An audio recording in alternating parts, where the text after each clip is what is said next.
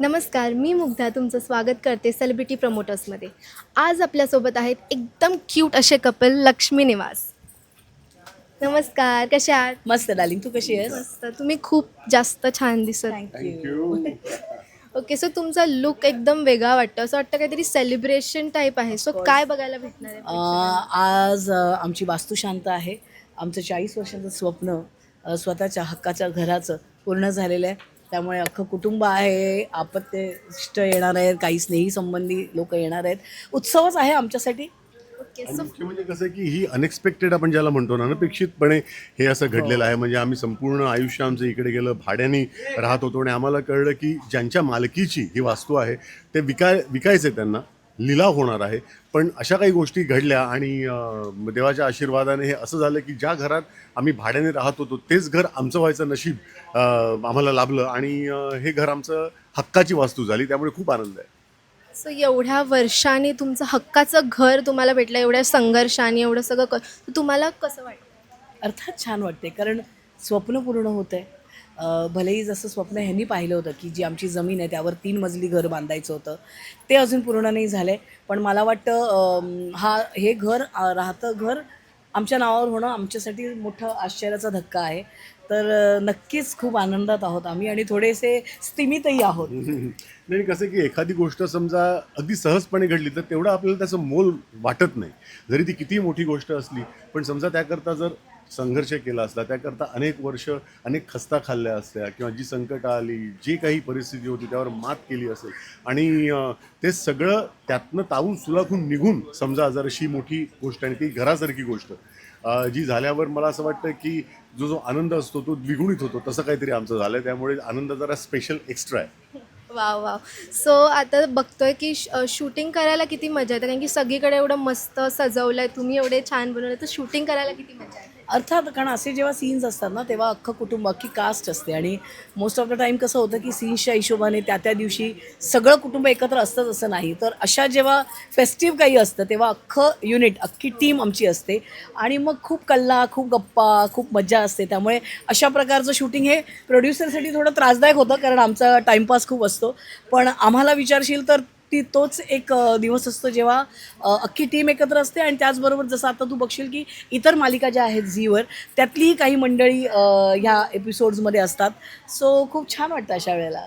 म्हणजे जसं एक फेस्टिव्ह असं असतं ना की आपण कसं कुठलाही सण म्हटलं तर आपल्याकडे कसं नातेवाईक येतात, मित्रमंडळी येतात, तसं काहीतरी होतं. म्हणजे अशा प्रसंगी संपूर्ण कुटुंब तर असतंच, पण आता इतर मालिकातले जे आमच्या ओळखीचे मित्रमैत्रिणी आहेत ते सुद्धा येणार म्हटल्यावर असं वाटतं की जसं आपण प्रत्यक्षात एखादा सण साजरा करतो हो. तसंच होतं. त्यामुळे ते आपण जसं तिकडे आपण मजा करतो, धमाल करतो, एन्जॉय करतो, तसंच आम्ही इथेही करतो.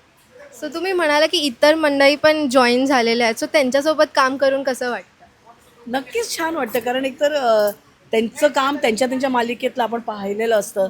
त्यातली अधिक लोकं तर आमचे मित्रमैत्रिणी असतात. काही नवीन मुलं आमच्यासाठी त्यांचं काम असतं. सो ते जेव्हा इथे येतात आणि आमच्याबरोबर काम करतात तेव्हा आजचा हा बंच जो आहे नवीन मुलांचा, तो इतका टॅलेंटेड असतो की त्यांच्याबरोबर काम करून आम्हाला सुद्धा आणखीन तरुण झाल्याचा फील येतो. नाही, नक्कीच. कारण कसं आहे की आता हे जेव्हा मी एखादी आपण डेली सोप ज्याला म्हणतो, दैनंदिन मालिका म्हणतो, सकाळ ते रात्र शूटिंग असतं आणि म्हणजे आता इकडे बाजूला जरी समजा दुसऱ्या मालिकेचा सेट असेल तरीसुद्धा त्यांच्याशी भेटणं होत नाही, कारण त्यांचं एक शूटिंग चालू असतं, आमचं वेगळं शूटिंग चालू असतं. त्यामुळे असेच काही प्रसंग असतात तुरळक, की एखादं फंक्शन असेल किंवा एखादा असा काहीतरी एपिसोड असेल की जिकडे इतरही लोक येतात, तर तेच मला वाटतं एक निमित्त असतं किंवा ती एक संधी असते. त्या मानाने त्यामुळे सगळ्यांना भेटण्याची सुद्धा, त्यांच्याशी एक थोडंसं आपण ज्याला कॅचअप म्हणतो ते गप्पा मारण्याची सुद्धा आणि एक मजा करायची, त्यामुळे धमाल येते. सो एवढी धमाल झाली आहे, सो असा काही किस्सा तुम्हाला प्रेक्षकांना सांगायचं वाटतं? नाही. कारण अजून ते शूटिंगच झालेलं नाही अच्छा. आहे. होऊ दे. आता तू विचारलंस म्हणून ए बाळा हे नको करू, कट कर आता ते. अजून ते यायचंय. हा. सो गृहप्रवेश करताना तुमच्या मनात काय फिलिंग्स होते? शूट करताना तर ॲज लक्ष्मी आणि निवास मला वाटतं आमच्या आयुष्याच्या टप्प्यातला खूप महत्त्वाचा प्रसंग आहे. सो नक्कीच आम्हालाच नाही तर आमच्या अख्ख्या कुटुंबाला कुटुंबासाठी तो आनंदाचा क्षण आहे, कारण गेली अनेक वर्ष ह्या पात्रांच्या आयुष्यात खूप घटना घडून गेलेल्या आहेत आणि त्या सगळ्याचा एक काय म्हणतो आपण त्याला की एक केलेल्या कष्टाचं चीज अचानकपणे जेव्हा देव तुमच्या पदरात टाकतो तेव्हा काय फिलिंग असतं ते फिलिंग आहे. सो आता तुम्ही बघू शकतात की आता पावसाळा सुरू झाला आहे. आधीच तुम्हाला या पावसाळ्यात शूट करताना किती चॅलेंज आणि एवढं टास्क असतो, तुम्ही कसं मॅनेज? I love it. मला पावसाळ्यात शूटिंग करायला खूप आवडतं. हां नाही बोला ना. म्हणजे अपार्ट फ्रॉम द पार्ट की ते ट्रॅफिक, पण ट्रॅफिक पावसाळा नसतो तेव्हा सुद्धा असतं. फक्त मला वाटतं एवढंच होतं की थोडं हायजीन म्हणजे काय आहे, आता आपण अख्खी मुंबईच आपली ड्रेनेज सिस्टीमच्या बाबतीत माशाअल्लाह आहे.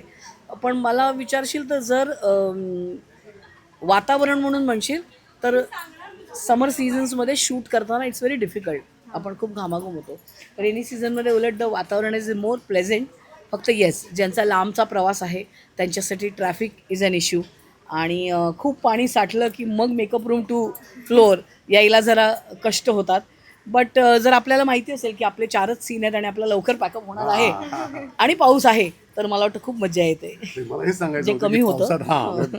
पावसात शूट करायला, पावसाळा प्रचंड आवडतो, पावसात शूट करायला सुद्धा खूप मजा येते. पण समजा अगदी पहिल्या सीनपासून शेवटच्या सीनपर्यंत सगळे जर आपले सीन असतील तर मात्र नाही. असं वाटतं पहिल्या सीनपासून साधारणपणे एक संध्याकाळी वेळेत जरा पॅकअप व्हावं. 4 वाजता वगैरे पॅकअप. हां, 4 नाही की 5-6 पर्यंत पॅकअप झालं तरी, आणि आपल्या फक्त एकट्याच नाही, आपल्या आसपासच्या मित्रांचंही पॅकअप हो, साधारणपणे ते महत्त्वाचं आहे. त्याच वेळेस व्हावं किंवा त्यांनाही तेव्हाच वेळ असावा आणि संध्याकाळी जरा भेटता यावं असं एक. थोडंसं एक काय विचारांची देवाणघेवाण बरोबर. करता आली पाहिजे. ओके, सो ह्या मालिकेत किती खूप मस्त मस्त ट्रॅक्स झालेले आहेत. सो तुमचा असा कुठला पर्सनल फेवरेट ट्रॅक? आमचाच. अच्छा, तुमचाच. आम्ही आमचे फेवरेट आहोत. मला वाटतं की डेली सोप करताना आई वडिलांची पात्र असतात. गोष्टी नेहमी मोस्ट ऑफ द टाईम ह्या रोमॅन्टिक गोष्टी असतात किंवा हिरो हिरोईनचं एक एज ग्रुप असतं की एक विशीतला हिरो आणि विशीतली हिरोईन आणि त्यांची लव्ह स्टोरी आणि मग त्यांच्या आयुष्यात जे घडतं. मला वाटतं खूप कमी मालिका अशा येतात की जिथे किंचित वयाने मोठी असलेली जी पात्रं आहेत त्यांच्या अनुषंगाने गोष्ट आहे. आणि मला वाटतं लक्ष्मी निवास या मालिकेचा तोच USP आहे की तुझ्या माझ्या आईवडिलांची ही गोष्ट आहे. आणि मला नेहमी वाटतं की या मालिकेचे हिरो हिरोईन आम्ही आहोत, बाकी सगळ्यांचा कॅमिओ रोल आहे. मी पण अग्री करते. ओके, सो तुम्ही जाता जाता प्रेक्षकांना काय सांगा? हेच सांगेन की हा फक्त एक पहिला टप्पा आलेला आहे आमच्या स्वप्नपूर्तीचा. अनेक स्वप्न आहेत, ती पूर्ण करायची आहेत, तिथपर्यंत पोचायचं आहे. त्यात तुमची साथ तर हवीच आहे. तेव्हा पाहायला विसरू नका दुपारी 1:30 वाजता फक्त आपल्या झी मराठीवर लक्ष्मी निवास.